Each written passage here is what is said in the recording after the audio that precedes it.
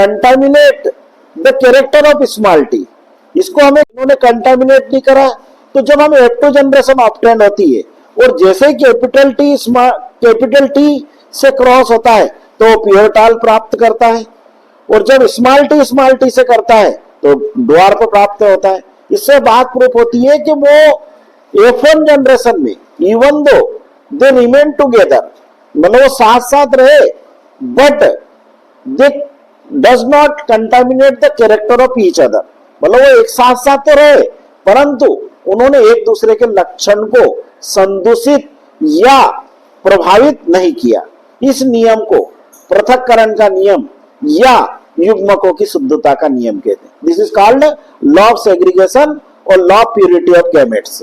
और जब हम F2 जनरेशन को देखते हैं तो उस F2 जनरेशन में हमें फिनोटाइप रेशियो जो ऑब्टेन होता है वो प्राप्त होता है 3:1, मतलब 3 प्लांट तो हमें लंबे प्राप्त होते हैं जो सुपरफिशियली हमें हाइट में लंबे दिखाई देंगे, और एक पौधा जो होता है वो बोना प्राप्त होता है, मतलब वो प्योर ड्वार्फ प्राप्त होता है।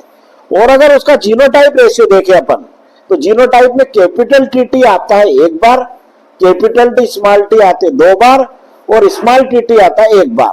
तो जीनोटाइप रेशियो आता है 1:2:1, है ना, और फिनोटाइप रेशियो आता है 3:1। This is called law of segregation या law of purity of gametes. इसे कहते हैं पृथक्करण का नियम या युग्मकों की शुद्धता का नियम। इसे अगर सरल भाषा में अगर अपन को डिफाइन करना पड़े, मतलब अगर इसको परिभाषित करना पड़े तो हम इसको इस टाइप से डिफाइन करेंगे कि जब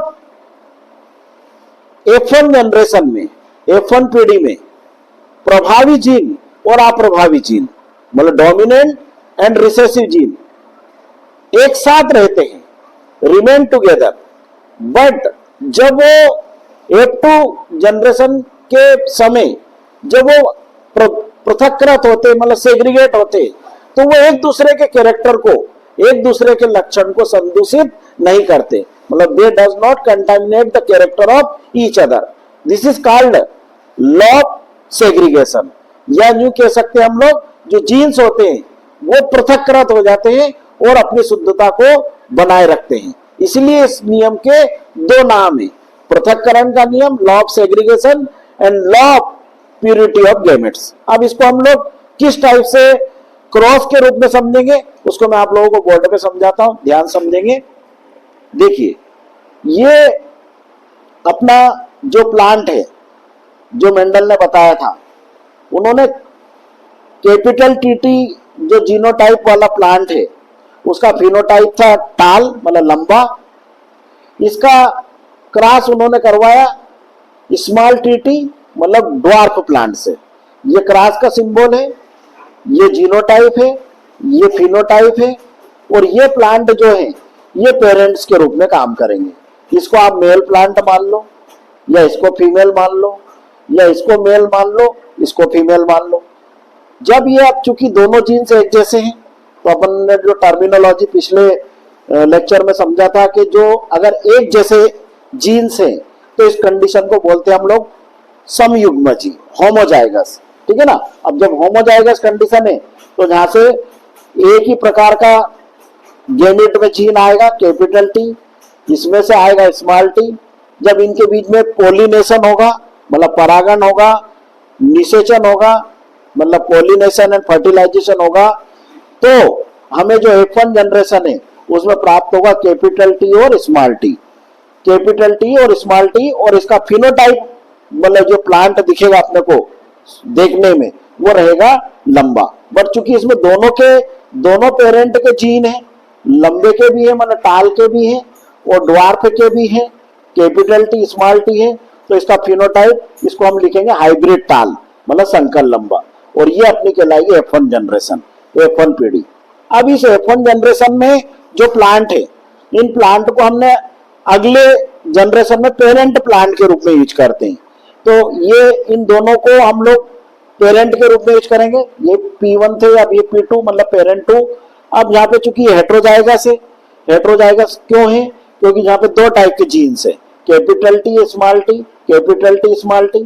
तो यहाँ पे जहां से सेग्रीगेट होगा तो दो टाइप के गैमेट में जीन जाएगा, कैपिटल टी स्मॉल टी। यहां से भी दो प्रकार के गैमेट बनेंगे, कैपिटल टी स्मॉल टी, ठीक है ना।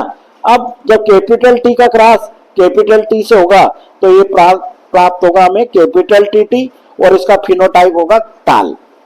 फिर कैपिटल टी का स्मॉल टी से होगा तो ये प्राप्त होगा कैपिटल टी स्मॉल टी, ये कहलाएगा हाइब्रिड टाल। फिर इस कैपिटल टी का स्मॉल टी से होगा तो कैपिटल टी स्मॉल टी, ये भी कहलाएगा हाइब्रिड टाल।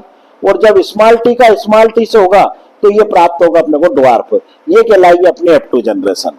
अब इस F2 जनरेशन में अपने को देखेंगे तो सुपरफिशियली अपने को टाल प्लांट कितने दिखाई दे रहे, 1 2 3, तो फिनोटाइप रेशियो आएगा अपना 3 लंबे 1 बोना, 3:1, ठीक है ना। और अब जीनोटाइप कैपिटल टी कितनी बार है, वंस, है ना। कैपिटल टी स्मॉल टी कितनी बार है, एक ही है और एक ही है, 2। और स्मॉल टी कितनी बार है, 1 बार। तो टोटल अपना जीनोटाइप रेशियो प्राप्त होगा, मतलब capital T once 1, capital T small T 2 और स्मॉल टी 1। तो जीनोटाइप रेशियो आएगा अपना 1:2:1, ठीक है।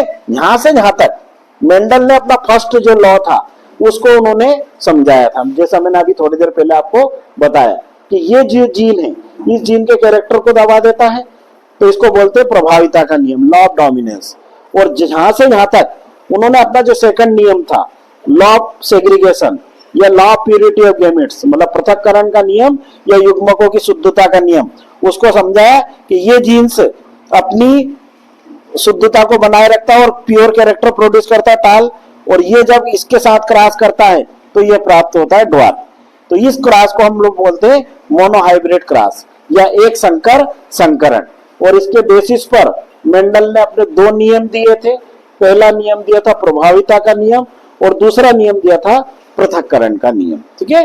अगला जो अपना लेक्चर पढ़ेंगे, अपना जो अगला जो समझेंगे, उसमें हम लोग आपको टेस्ट क्रॉस, बैक क्रॉस और रेसिप्रोकल क्रॉस, इनके बारे में समझाऊंगा, ठीक है।